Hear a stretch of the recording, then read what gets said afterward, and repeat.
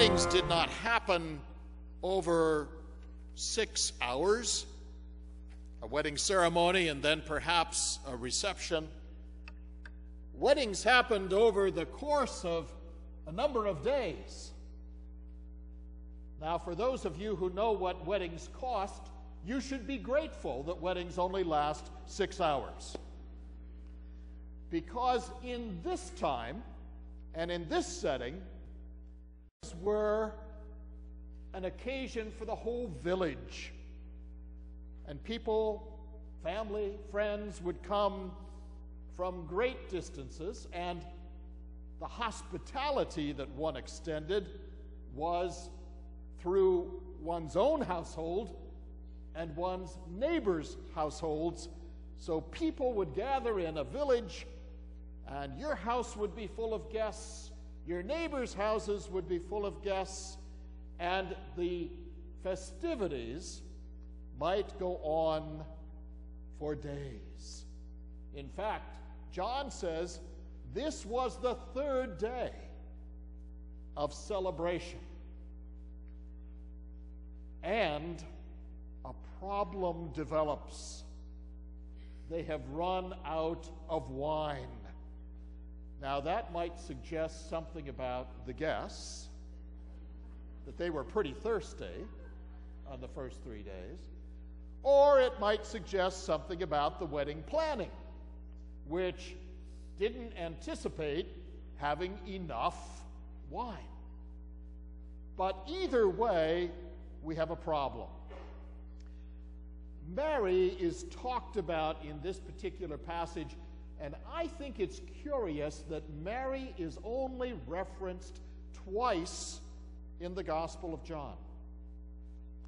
Here, at the very beginning of Jesus' public ministry, and at the very end, when she is at the foot of the cross. I also think, as we read this passage from the Gospel, that there must be verses that we do not know. The story begs for more detail.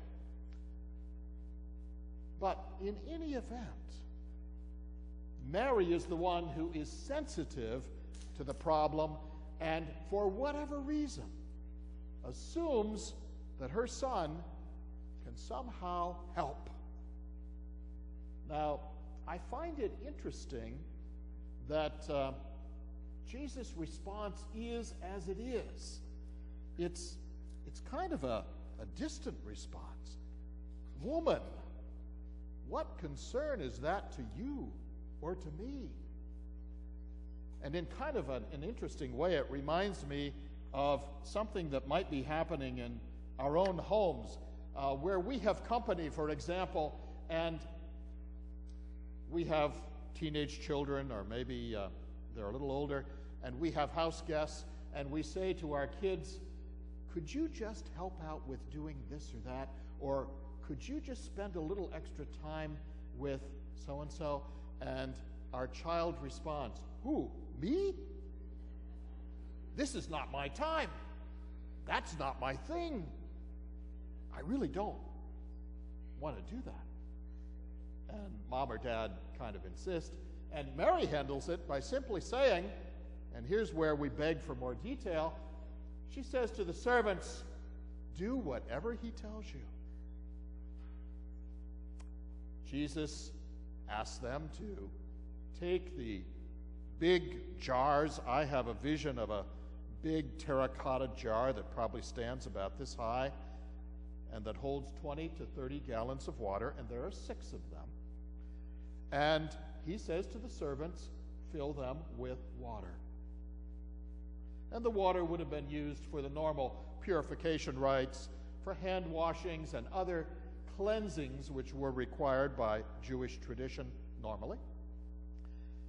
And then, after they are full, again, no detail, no words of blessing, no prayer, nothing. Jesus says, pour some out and take it to the head steward. Well, in our language, that would be to the wedding planner, the person in charge of the wedding. Take this cup of liquid to the steward. And the steward receives it, and it is apparently some of the finest wine that he has ever tasted.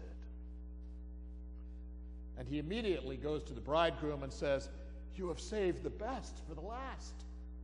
Normally, when everyone is pifficated and they don't know what they're drinking, you serve, the Gallo whatever, or the wine that comes in the box, the cheap stuff. But you've saved the best for the last. This is the gold reserve that's been in the wine cellar for a long time. Now, that's the story. And that's the surface. Jesus begins his public ministry. This is listed among his miracles. Theologians like to refer to it as one of his signs. And in fact, the final verse speaks of it as a sign. And it is a sign, but it's more than a story. It is, I believe, it's interesting, now that I'm older, and I've read these stories over and over for a lot of years, I reflect on them very differently. I think as we live our lives, obviously, and we have more experiences and hopefully more insights and maybe a little more wisdom, we say there's more to this. This isn't just a miracle story or a sign. There's more to this. Well, there is. I really believe this is a teaching about the nature of God.